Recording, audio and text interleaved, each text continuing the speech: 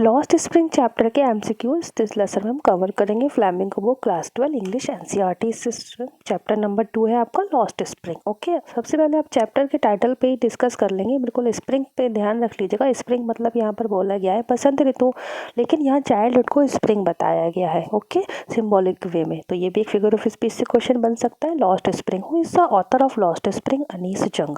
ये question common question है जो आपके हर चैप्टर के लिए होगा कि ऑथर कौन है उस मेन चैप्टर के। ओके, तो आंसर इज अनीस जंग और शी है ये आपकी 1964 इनका बॉर्न है, belongs to Rourkela. Okay, Rourkela में इनका जन्म हुआ है और इन्होंने अपना बचपन हैदराबाद में स्पेंड किया है। और फिर उसके बाद एजुकेशन इन्होंने कुछ एजुकेशन हैदराबाद से ना उसके बाद वाली यूएस से इन्होंने ली है। क्योंकि ऑथर से एज इट इज क्वेश्चन बन रहा था तो ये बताना जरूरी हो जाता है। नेक्स्ट क्वेश्चन आपका है, the story is an except from which book of the author?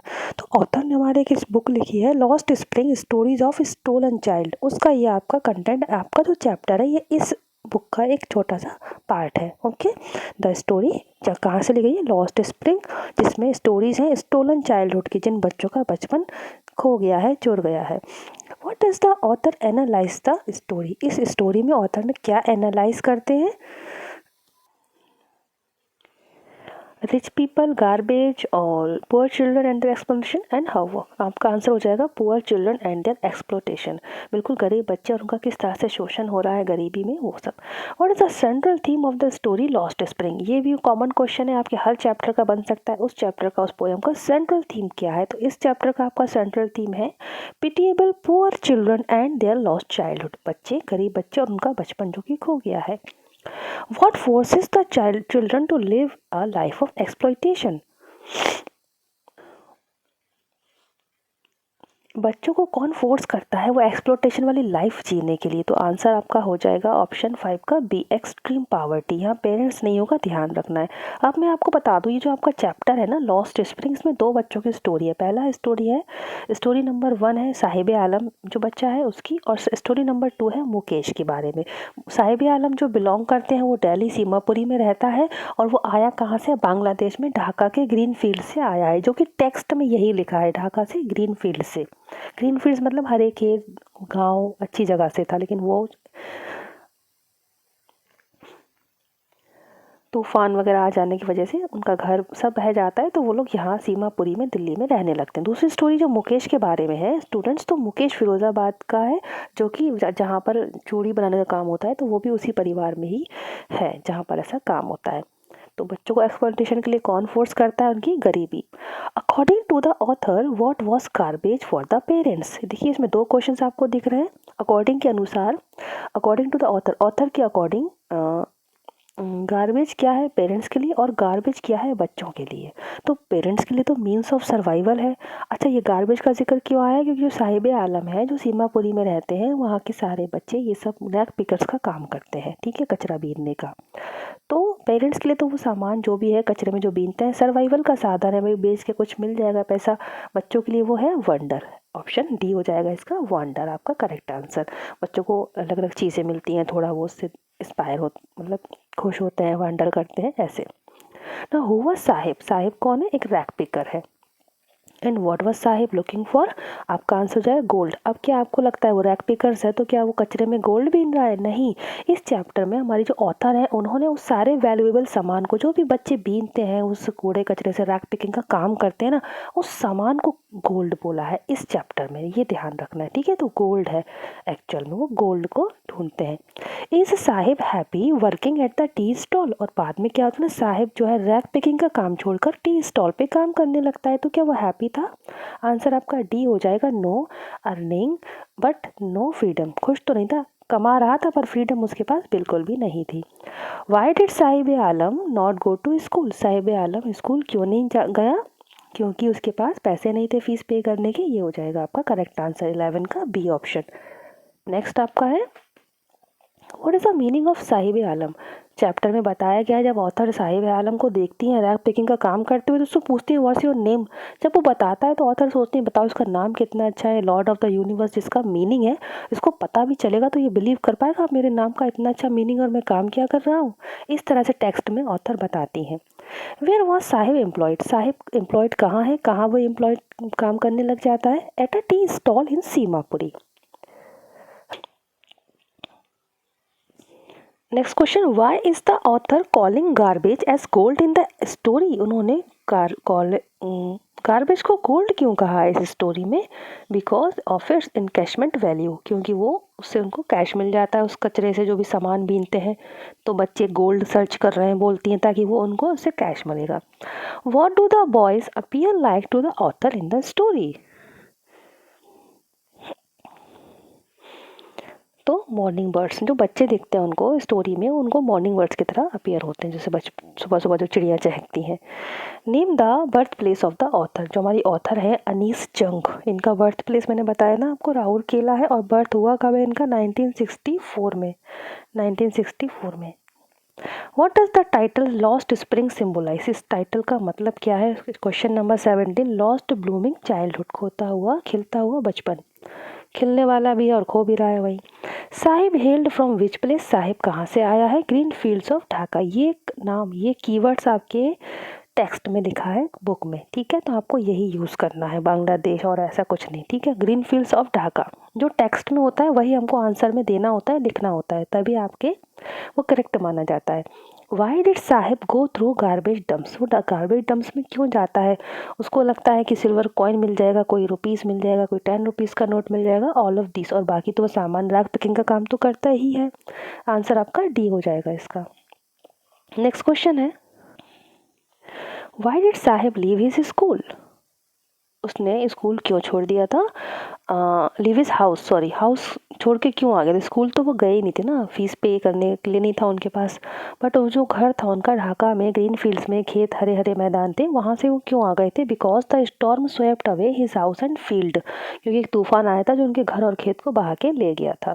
What forced Sahib to be a rag picker? वो क्यों रैक पिकर बन जाता है? अक्यूट पावर्टी, बहुत ही गहन गरीबी की वजह से वो रैक पिकर बन जाता है। Where is Seemapuri? सीमापुरी आपका कहाँ है? ईस्ट दिल्ली में। दिल्ली याद रख लीजिएगा, बाकी ईस्ट दिल्ली में है।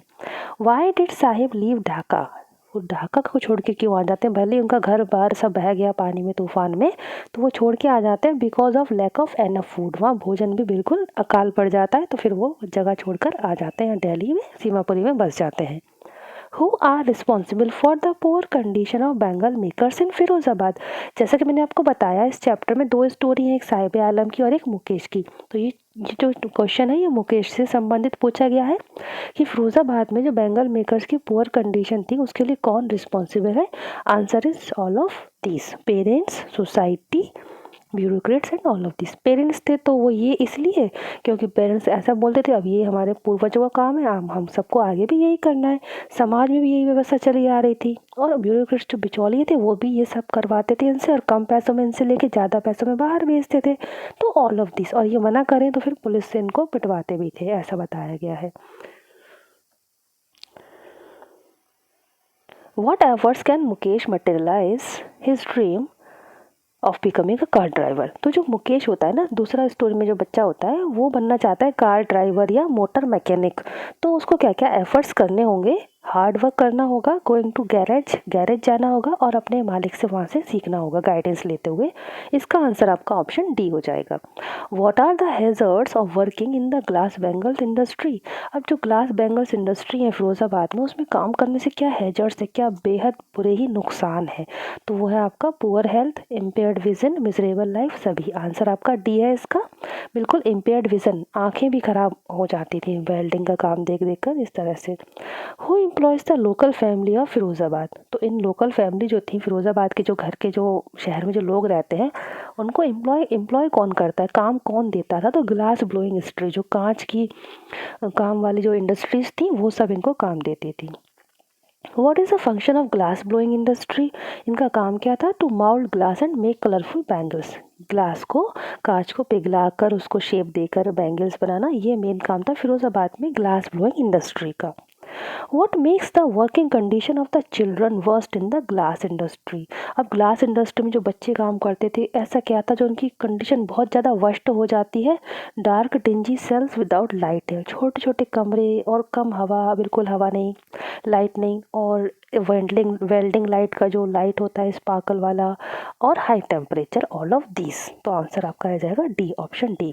ये था प्रॉब्लम जिसकी वजह से वर्स्ट हो गई थी लाइफ बच्चों की। What excuse do the rag pickers give for not wearing chappal. यहाँ पर केवल साहिब आलम की बात नहीं हो रही है, जब बाकी भी रैग पिकर्स छोटे छोटे बच्चे निकलते थे कूड़ा बीनने का काम करने के लिए, तो जब उनसे पूछा जाता था कि वो चप्पल क्यों नहीं पहनते हैं, तो उनके आंसर रहते ये सारे। इसका आंसर आपका डी है, ऑल ऑफ दीज। वो कहते थे कि मदर ने नहीं दिए, हमें नहीं पहनना है, और ये हमारे यहाँ का ट्रेडिशन है। लो भाई, हमारे यहाँ का ट्रेडिशन है, हम लोग चप्पल नहीं पहनते। ऑल ऑफ दिस इसका आंसर है आपका। वो इस मुकेश, मुकेश कौन है? एक बैंगल मेकर है और बनना क्या चाहता है? मोटर मैकेनिक या car driver. What are the reason for the migration of people from villages to city in the lesson.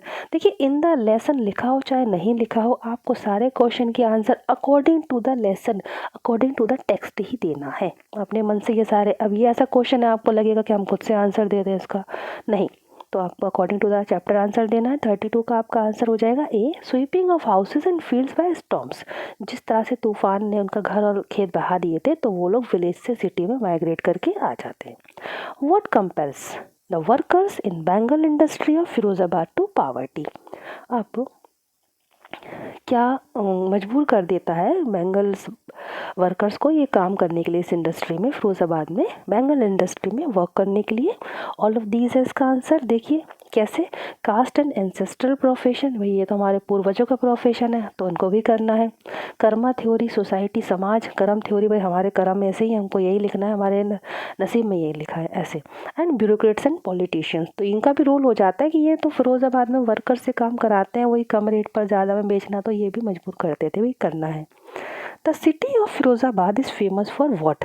क्यों फेमस है फिरोजाबाद की city? Option D, for bangles, चूड़ियों के लिए। Firozabad is the centre of which industry? Glass blowing industry, कांच की जो industries होती हैं, कांच का सामान जो बनता है, मेनली आपका बैंगल्स, उसके लिए फेमस है। How is Mukesh attitude different from that of his family. उसके परिवार में मुकेश का एटीट्यूड कैसे डिफरेंट होता है? क्योंकि वो डेयरिंग है, फॉर्म है एंड क्लियर है, अपने इरादों के प्रति मजबूत है। What is the means of survival इन सीमापुरी। सीमापुरी में सर्वाइवल के लिए लोग क्या करते हैं? रैग पिकिंग, रैग पिकिंग का काम करते हैं भाई, कचरा बीनने का। What is the metaphorical symbol of Seemapuri in the lesson. अब सीमापुरी को क्यों बताया गया है, इसको मेटाफोरिकल सिंबल क्या इसको दिया गया है? सीमापुरी को इस चैप्टर में बताया गया है अ लिटिल हेल, एक छोटा सा नर्क। क्यों? सीमापुरी जो जगह है वहाँ पर लगभग 10,000 लोग रहते हैं, वही मतलब गरीब लोग, कुछ रेफ्यूजीज और ये सब रैग पिकर्स टाइप के गरीब, ठीक है। तो उनकी जो स्थिति है, जहाँ वो रहते हैं, कोई बिजली पानी की व्यवस्था नहीं है, और जो ड्रेनेज सिस्टम है, जो गंदा पानी बहेगा तो वो भी सब वहीं बहता रहता है, और बिल्कुल भी साफ़ सफाई नहीं है, लोग कच्चे मकानों में रह रहे हैं। इसीलिए सीमापुरी को एक लिटिल हेल करके बताया गया। टोटल या लगभग 10,000 लोग वहाँ पर रहते हैं, उसके बावजूद भी बुरी व्यवस्था है। What is Mukesh dream. Mukesh का क्या ड्रीम है? To be a motor mechanic, motor mechanic बनने का। लास्ट क्वेश्चन इस चैप्टर का, what change did Anees Jung see इन साहब। अनीस जंग ने साहब में क्या चेंज देखा? When she saw him standing by the gate of the neighborhood club। जब वो उसे पास के ही क्लब के बाहर देखती हैं, तो उन्होंने क्या चेंज देखा कि ये तब की बात है जब साहिब जो है रैक पिकिंग का काम छोड़कर, कचरा बीनने का काम छोड़कर टी स्टॉल में काम करता है। तो उन्होंने उसमें ये चेंज देखा कि उसका सारा फ्रीडम चला गया, और ओनरशिप भी चली गई कि खुद का मालिक था वो, और खुशियाँ तो चली गई, इंजॉय करते थे सारे बच्चे मिल के, वो सब चला जाता है, वो एक नौकर बन जाता है टी स्टॉल पे। तो all of this is the correct answer. तो देखिए, ये चैप्टर आपका है लॉस्ट स्प्रिंग। 2 स्टोरी हैं, साहिब आलम और मुकेश की। साहिब आलम ढाका से आया है, ग्रीन फील्ड के, उसका घर खेत सब पानी में बह गए हैं किसी तूफान में, और वहाँ पे भोजन की कमी हो जाती है, तो ये लोग सीमापुरी में आके बस जाते हैं, काफ़ी सारे लोग। ओके, तो उसमें साहिब आलम एक बच्चा होता है। मुकेश की स्टोरी है फिरोज़ाबाद की, बैंगल मेकर्स है उसका परिवार, और किस तरह से वो लोग काम करते हैं वहाँ पे। मुकेश बनना चाहता है मोटर मैकेनिक, तो वो ये चीज़ आपका बताता है चैप्टर में कि मुझे तो ये बनना है। अनीस जंग इस चैप्टर की ऑथर है। 1964 उनका बॉर्न है, राउरकेला को बिलोंग करती हैं। एडोलेसेंस और स्टडी हैदराबाद में बीता है। उसके बाद की education United state of America में कंप्लीट की हमारी ऑथर ने। आई होप ये चैप्टर आपको इम्पोर्टेंट लगा है और हेल्प भी किया है। Thank you so much for watching this lesson. खुश रहें, पॉजिटिव रहें। जय हिंद।